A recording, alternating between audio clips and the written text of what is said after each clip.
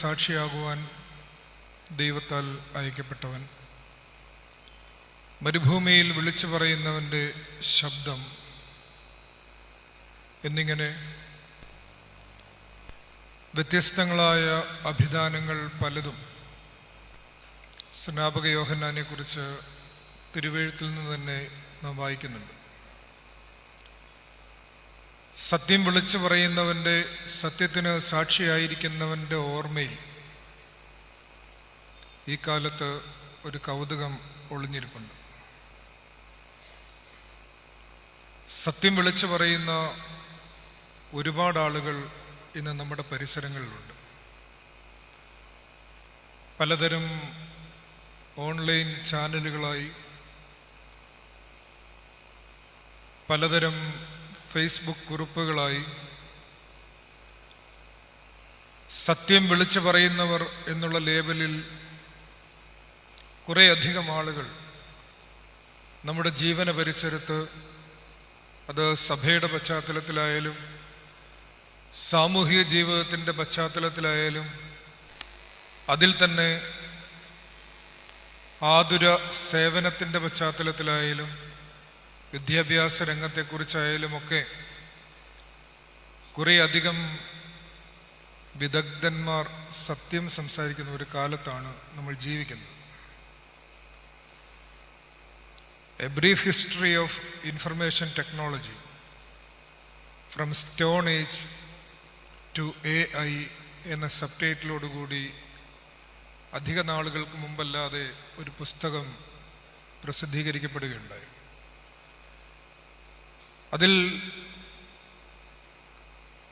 നാം ഇന്നത്തെ കാലത്ത് നേരിടുന്ന രണ്ട് തരം ഇൻഫർമേഷനെ കുറിച്ച്, ശിലായുഗം മുതൽ നിർമ്മിത ബുദ്ധിയുടെ കാലം വരെയുള്ള ഈ കാലഘട്ടത്തിൽ എങ്ങനെയാണ് വിവരസാങ്കേതിക വിദ്യ ഓരോ കാലങ്ങളിലും അപ്ഡേറ്റ് ചെയ്യപ്പെട്ടത്, അല്ലെങ്കിൽ അതിന് അവസ്ഥാന്തരങ്ങൾ ഉണ്ടായത് എന്നുള്ളത് കൃത്യമായി പ്രതിപാദിക്കുന്ന ഒരു ചരിത്ര പുസ്തകം എന്നുള്ള നിലയിൽ വളരെ ഗൗരവതരമായി വായിക്കപ്പെടുന്ന ആ പുസ്തകത്തിൽ നമ്മുടെ ഇന്നത്തെ കാലത്തെ ടു മച്ച് ഇൻഫർമേഷൻ എന്ന ആ ഒരു കാലാവസ്ഥയ്ക്ക്, അധിക വാർത്തയുടെ കാലാവസ്ഥയ്ക്ക്, അതിനുള്ളിൽ തന്നെ കൂടുതലും പ്രത്യക്ഷപ്പെടുന്ന രണ്ട് തരം ഇൻഫർമേഷനുകളെ കുറിച്ച് ഒരു സൂചന നൽകുന്നുണ്ട്. ഒന്ന് ഡിസ്ഇൻഫർമേഷനും മറ്റൊന്ന് മിസ്ഇൻഫർമേഷനുമാണ്. ഡിസ്ഇൻഫർമേഷൻ എന്ന് പറഞ്ഞാൽ ഇറ്റ് ഈസ് എ ഡെലിബറേറ്റ് ലൈ, മനഃപൂർവ്വം പ്രചരിപ്പിക്കുന്ന ഒരു കള്ളമാണ്. ബ്രോ, ബദാമിൽ 21% പ്രോട്ടീൻ ഉണ്ട്, ആപ്പിളിൽ 2.5% ഫൈബർ, ക്യാരറ്റിൽ 88% വെള്ളവും. എൻ്റെ റൂംമേറ്റിന് എല്ലാം അറിയാം, പക്ഷെ അവൻ ഈ കാര്യം അറിയില്ല, ഗ്രോസറീസ് ഏറ്റവും കുറഞ്ഞ വിലയ്ക്ക് എവിടെയാ കിട്ടാന്നുള്ളത്. പ്രചരിപ്പിക്കുന്ന ഒരു കള്ളമാണ്. It is a deliberate lie occurring when someone consciously intends to distort our view of reality. യാഥാർത്ഥ്യത്തെക്കുറിച്ചുള്ള നമ്മുടെ കാഴ്ചപ്പാട് ബോധപൂർവം വക്രീകരിക്കാൻ നടത്തുന്ന അറിവ് പ്രചരണങ്ങളുടെ പേരാണ് ഡിസ്ഇൻഫർമേഷൻ. മറ്റൊന്ന് മിസ്ഇൻഫർമേഷനാണ്. It is an honest mistake എന്നാണ് പറയുക. ചിലപ്പോൾ തെറ്റുപറ്റി പോകുന്നതാണ്. അറിവില്ലായ്മ കൊണ്ട് പറഞ്ഞു പോകുന്ന ചില തെറ്റിദ്ധാരണകൾ, അതാണ് മിസ്ഇൻഫർമേഷൻ്റെ പരിധിയിൽപ്പെടുന്നത്. എല്ലാവരും സത്യം സംസാരിക്കുകയാണ്, അതുകൊണ്ട് ജനങ്ങളാകെ ആശയക്കുഴപ്പത്തിലാണ്. ഇൻഫോഡെമിക് എന്നൊരു വാക്കുണ്ട്, എപ്പിഡെമിക് എന്ന വാക്ക് പോലെ തന്നെയാണ്. എപ്പിഡെമിക് എന്നാൽ നമുക്കറിയാം, കോവിഡ് വന്നപ്പോൾ നമ്മൾ പഠിച്ച വാക്കാണ്, പകർച്ചവ്യാധി. ഇനിയിപ്പോൾ ചൈനയിൽ നിന്ന് പുതിയതായി ഒന്നും കൂടി വരുമ്പോൾ നമ്മൾ വീണ്ടും അതിനെക്കുറിച്ച് ഒന്നുകൂടെ കേൾക്കും. ഇൻഫോഡെമിക് എന്ന വാക്ക് ഇതിനോട് ചേർത്ത് തന്നെയാണ് ആ കാലത്ത് രൂപപ്പെട്ടത്. Too much informations, excess of information. അതുകൊണ്ട് നമ്മുടെ കുട്ടികളൊക്കെ കൺഫ്യൂസ്ഡ് ആവുന്ന ഒരു സമയമുണ്ട്. ഒരാൾക്ക് 7 ചോയ്സിനപ്പുറത്ത് വന്നാൽ പിന്നെ അയാൾക്കൊരു കാര്യവും തിരഞ്ഞെടുക്കാൻ പറ്റില്ല എന്നാണ് ദ ആർട്ട് ഓഫ് ചൂസിങ് എന്ന് പറയുന്ന ഗ്രന്ഥത്തിൽ ഷീന അയ്യങ്കാർ പറയുക, തെരഞ്ഞെടുപ്പ് എന്ന് പറയുന്നത് ഒരു കലയാണ്. അപ്പോൾ ഒരു മനുഷ്യൻ്റെ ബ്രെയിൻ ഫാക്കൽറ്റിക്ക് 7 ചോയ്സിൽ കൂടുതൽ വന്നാൽ അയാൾ കൺഫ്യൂസ്ഡ് ആവും എന്നാണ് പറയുക. ഒന്നും വിചാരിക്കില്ലെങ്കിൽ നമ്മൾ പുരുഷന്മാരോട് തുണിയെടുക്കാൻ പോവുക, സ്ത്രീകൾ തുണിയെടുക്കാൻ പോവുകയാണ്. അപ്പം ഈ പുരുഷന്മാരോട് പച്ച എന്ന് പറഞ്ഞാൽ കാണുന്ന ഏതാണ്ടല്ല ഒരു പച്ച അറിയത്തുള്ളൂ അവർക്ക്. അതേസമയം ഈ ഭാഗത്താണെങ്കിൽ ഈ പച്ച എന്ന് പറഞ്ഞാൽ അതിനൊരു 14 വെറൈറ്റി ഉണ്ടാവും ഇല്ലേ? നമ്മൾക്കാകെ ഒരു കൺഫ്യൂഷൻ ഉണ്ട്. ഈ 14 എണ്ണം കൂടെ നമ്മുടെ ടേബിളെ വന്നു കഴിയുമ്പോൾ പിന്നെ എടുക്കാതെ നമ്മൾ അടുത്ത കടയിൽ പോകുന്ന ഒരു സിറ്റുവേഷൻ ഉണ്ടാവും. ഇത് നമ്മളുടെ ആശയക്കുഴപ്പത്തിൻ്റെ ഒരു പ്രശ്നമാണ്. കൂടുതൽ ചോയ്സ് വരുമ്പോൾ, കൂടുതൽ വാർത്തകൾ വരുമ്പോൾ, കൂടുതൽ ബ്രേക്കിംഗ് ന്യൂസുകൾ വരുമ്പോൾ നമ്മളാകെ കൺഫ്യൂസ്ഡ് ആണ്. വർത്തമാനകാലത്ത് കൺഫ്യൂസ്ഡ് ആണ്. കൽപ്പറ്റയുടെ ഒരു പുസ്തകത്തിൻ്റെ പേര് തന്നെ തത്സമയം എന്നാണ്.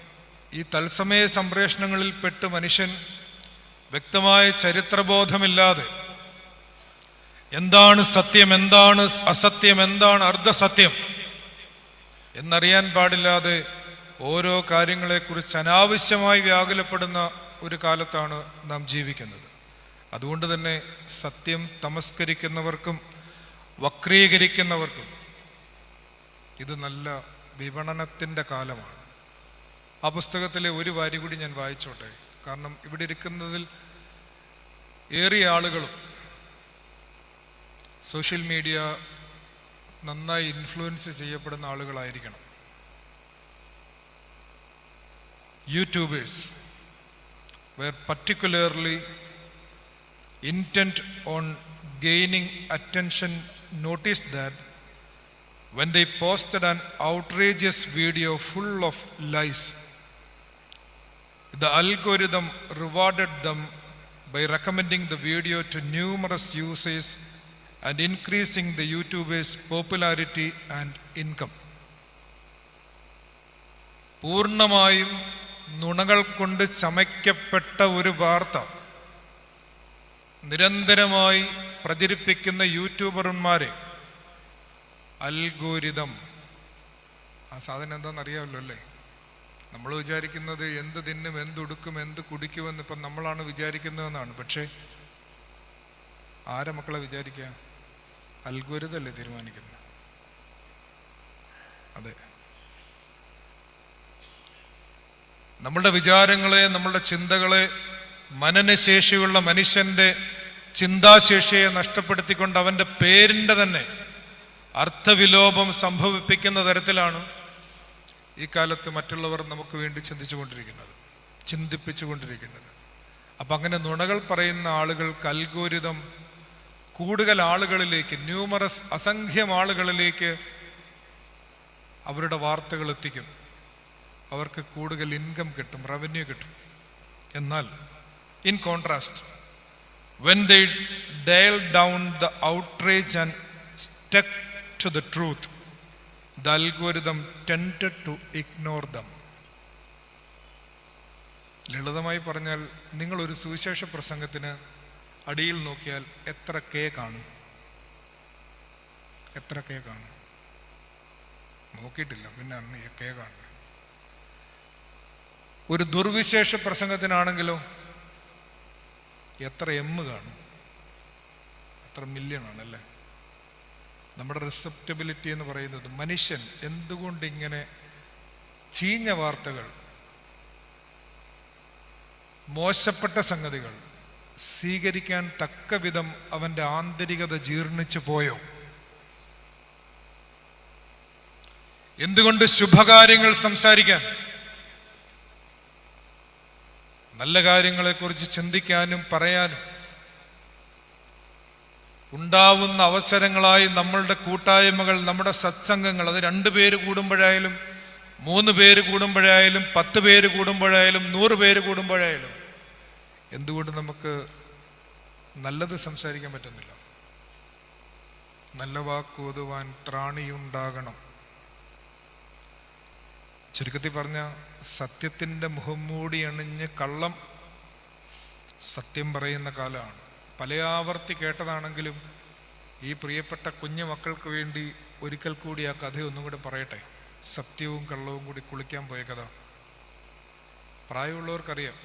അങ്ങനെയാണല്ലോ നമ്മൾ കള്ളത്തിൻ്റെ വേഷം കെട്ടി സത്യം പറയുകയോ സത്യത്തിൻ്റെ വേഷം കെട്ടി കള്ളം പറയുകയൊക്കെ ചെയ്യുന്നത്. സത്യവും കള്ളവും കൂടെ കുളിക്കാൻ പോയി.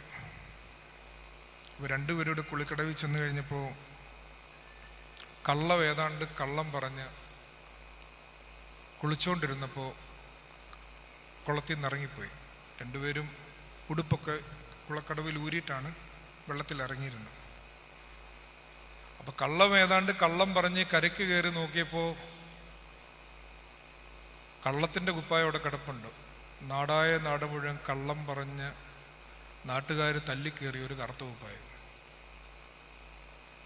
ഇനി അതിടാൻ കൊള്ളത്തില്ല, മുഷിഞ്ഞ് നാറിയിരിക്കുകയാണ്. തൊട്ടപ്പുറത്ത് സത്യത്തിൻ്റെ കുപ്പായം കിടപ്പുണ്ട്.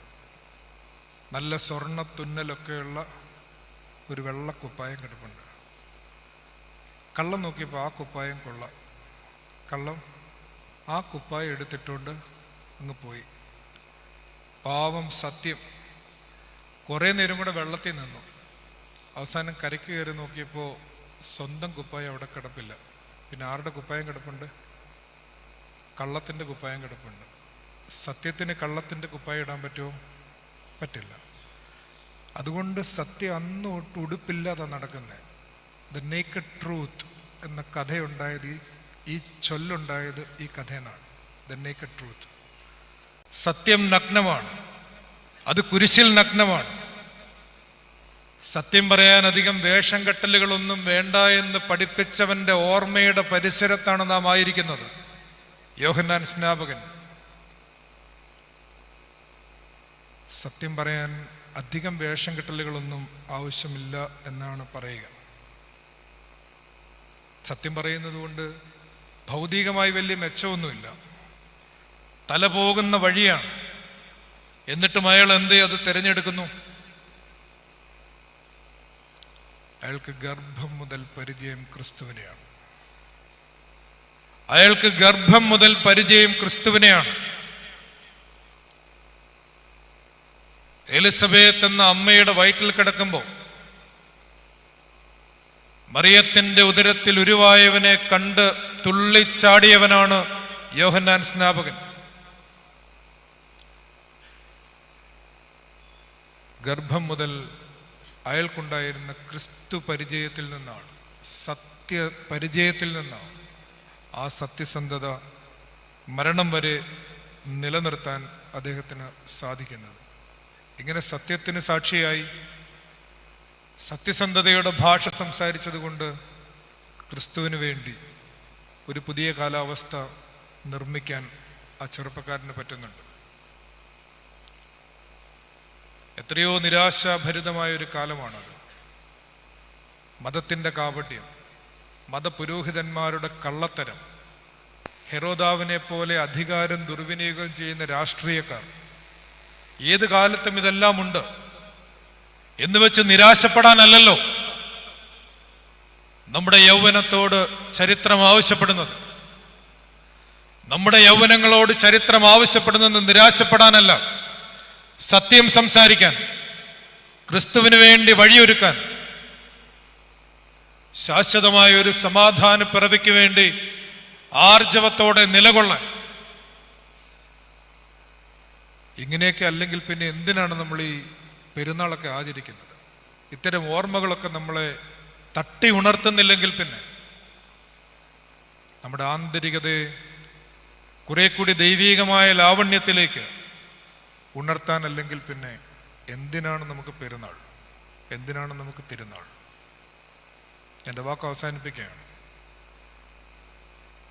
ഒരുപാട് സത്യം പറയുന്ന ആളുകളുള്ളത് കൊണ്ട് എന്താണ് സത്യത്തിൻ്റെ സ്വരമെന്ന് അറിഞ്ഞിരിക്കാൻ ഒരു ചെറിയ കഥയും കൂടി ഞാൻ പറയാം.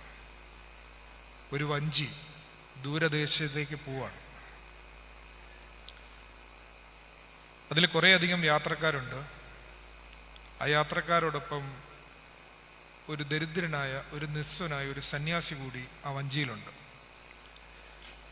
ആ യാത്രക്കാരിൽ ഒരു തെമ്മാടിയായ ഒരു മനുഷ്യനും കൂടിയുണ്ട്. നമ്മുടെ നാട്ടിലെ പഴയ ഭാഷയിൽ പറഞ്ഞ ഒരു കവലച്ചട്ടമ്പിയും ആ തോണിയിൽ ഉണ്ട്. കടത്ത് കിടക്കാണ് അവർ.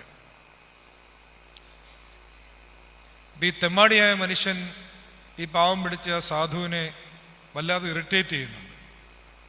പ്രാർത്ഥിക്കുമ്പോഴും ഒക്കെ ഇറിറ്റേറ്റ് ചെയ്യുകയാണ്. അപ്പോൾ ആൾക്കാർ വിചാരിച്ചു അയാൾ പ്രാർത്ഥിക്കാനിരിക്കുമ്പോഴെങ്കിലും അയാളെ ഉപദ്രവിക്കില്ല എന്ന് വിചാരിച്ചു. പക്ഷേ അയാൾ പ്രാർത്ഥിക്കുന്ന സമയത്ത് ഇവൻ എന്താ ചെയ്തെന്നറിയാമോ? അവനൊരു ചെരുപ്പ് കൊണ്ടുപോയി അയാളുടെ തലയിൽ കൊണ്ടുവച്ചു. പ്രാർത്ഥനയിലായിരുന്ന സമയത്ത് അദ്ദേഹത്തിൻ്റെ കണ്ണുകളിൽ നിന്ന് കണ്ണുനീർ ധാരധാരയായി ഒഴുകിക്കൊണ്ടിരുന്നു. അപ്പോൾ ഒരു അശരീരി, എല്ലാവരും കേട്ടു, എൻ്റെ പ്രിയപ്പെട്ടവരെ, നിങ്ങൾ പറയുകയാണെങ്കിൽ ഞാൻ ഈ വഞ്ചി മറിച്ചിടാം. ഇത് കേട്ട് സന്യാസിയുടെ തലയിൽ ചെരുപ്പൂരി വെച്ചവനും മറ്റുള്ളവരും അമ്പരന്ന് പോയി, പേടിച്ചുപോയി. എല്ലാവരും പെട്ടെന്ന് സന്യാസിയുടെ കാൽക്കൽ വീണ് ക്ഷമയാചിച്ചു. സന്യാസി പ്രാർത്ഥിച്ചുകൊണ്ടിരിക്കുകയാണ്. അയാൾ പ്രാർത്ഥനയൊക്കെ പൂർത്തിയാക്കി കഴിഞ്ഞിട്ട് അദ്ദേഹം അവരോട് പറഞ്ഞു, നിങ്ങൾ അമ്പരപ്പെടേണ്ട, ഭയപ്പെടേണ്ട. പിന്നെ ആകാശത്തേക്ക് നോക്കി ആ സന്യാസി പറഞ്ഞു, എൻ്റെ പ്രിയപ്പെട്ട ദൈവമേ, അങ്ങ് എത്ര മോശം ഭാഷയിലാണ് സംസാരിച്ചത്. എൻ്റെ പ്രിയപ്പെട്ട ദൈവമേ, അങ്ങ് എത്ര മോശം ഭാഷയിലാണ് സംസാരിച്ചത്. എന്തെങ്കിലും മറിച്ചിടാനാണ് ആഗ്രഹിക്കുന്നതെങ്കിൽ അങ്ങ് ഈ വഞ്ചി മറിച്ചിടാതെ ഇവരുടെ ബുദ്ധിയെ മറിച്ചിടൂ. വഞ്ചി മറിച്ചിടുന്നത് കൊണ്ട് എന്താണ് സംഭവിക്കുന്നത്? വീണ്ടും ആകാശത്ത് നിന്ന് ഒരശരീരി കൂടി ഉണ്ടായി. ഞാൻ വീണ്ടും വളരെയധികം സന്തോഷിക്കുന്നു.